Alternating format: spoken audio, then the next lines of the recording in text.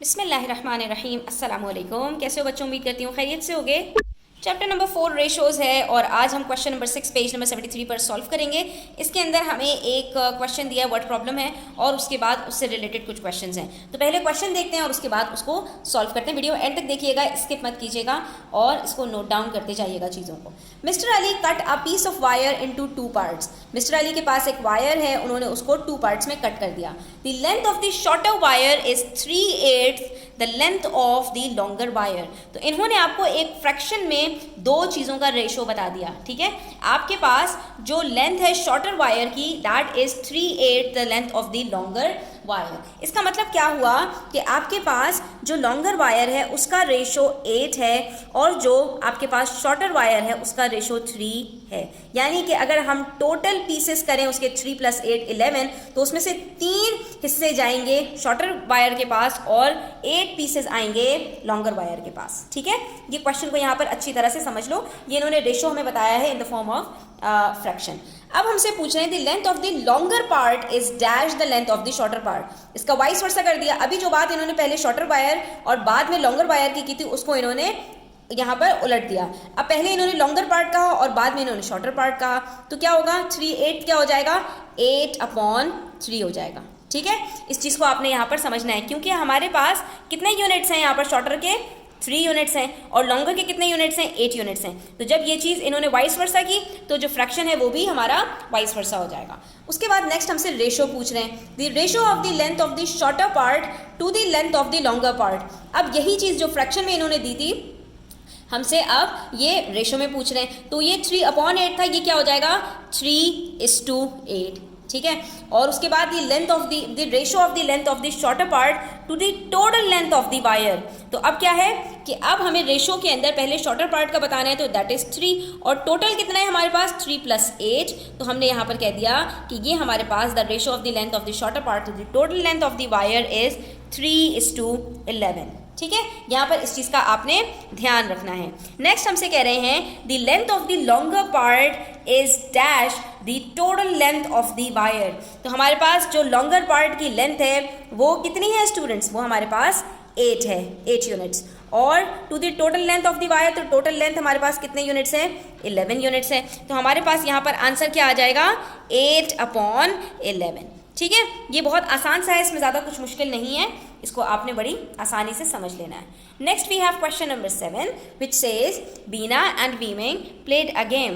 The ratio of Bina's score to Wei Ming's score was 2:1। अब बीना और वीमिंग के दरमियान में यहाँ पर हमें रिलेशनशिप बताया कि वो एक गेम खेल रहे हैं और बीना का जो स्कोर है वो कितना है 2 और वीमिंग का जो स्कोर है वो कितना है 1। यानी इनका जो स्कोर का रेशो है दैट इज 2:1, जिसमें बीना के यूनिट्स 2 हैं और वीमिंग के यूनिट्स 1 हैं। ठीक है, जो क्वेश्चन होता है उसको अच्छी तरह से आप समझ लिया करो। नेक्स्ट हमसे पूछ रहे हैं what fraction of Bina's score was Wei Ming's score. अब यहाँ पर हमने इस चीज़ को लास्ट वीडियो में भी डिस्कस किया था कि जब भी हमसे सवाल पूछा जाएगा व्हाट फ्रैक्शन ऑफ, तो उसके अंदर जो चीज़ पहले है वो डिनोमिनेटर बनेगी और बाद वाली चीज़ न्यूमरेटर होगी। तो यहाँ पर डिनोमिनेटर में हमारे पास बीना का स्कोर कितना है 2 है बच्चों और वीमिंग का स्कोर कितना है 1 है। तो हम क्या कहेंगे कि the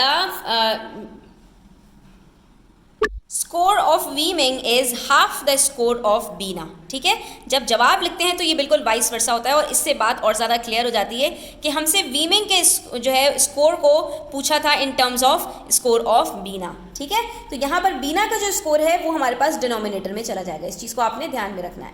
next we have a question express Bina's score as a fraction of their total score. अब आपने बीना के स्कोर को एज अ फ्रैक्शन शो करना है ऑफ देयर टोटल स्कोर। यहाँ पे ऑफ कहाँ पर है हमारे पास टोटल स्कोर के साथ है, तो ये टोटल स्कोर हमारे पास कहाँ चला जाएगा डिनोमिनेटर में। तो टोटल स्कोर है कितना 2 + 1 3 है हमारे पास और उसके अंदर से हमारे पास बीना का स्कोर कितना है 2 है। तो हम क्या कहेंगे कि Bina's score is 2/3 of their total score. ठीक है, next we have part C which says Anne played the same game and the ratio of her score to Wiming's score was 9:5. ठीक है, एन ने भी ये गेम खेला और उसका जो स्कोर था वीमिंग के साथ वो क्या था 9:5 का.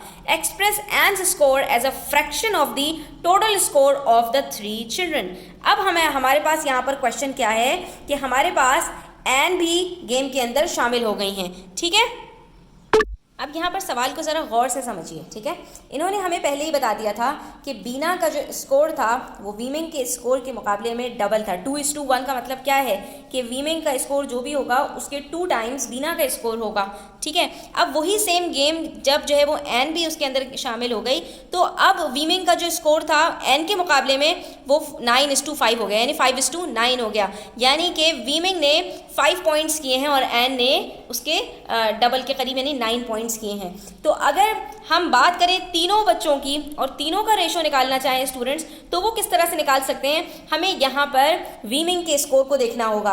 वीमिंग का स्कोर बीना के साथ कितना है 1:2 और एन के साथ कितना है 5:9. तो ऐसे में हम ये देखेंगे कि यहाँ पर अगर वीमिंग का स्कोर 5 है तो यहाँ पर बीना का स्कोर कितना होगा, बीना का स्कोर उसके डबल होगा, क्योंकि हमें ये बात शुरू में ही पता चल गई थी. तो हम क्या कहेंगे कि इन तीनों बच्चों का यानी एन इस टू वीमिंग इस टू बीना हमारे पास क्या रेशो निकलेगा 9:5 का डबल 10, यानी 9:5 हमारे पास यहाँ पर रेशो निकलकर सामने आएगा.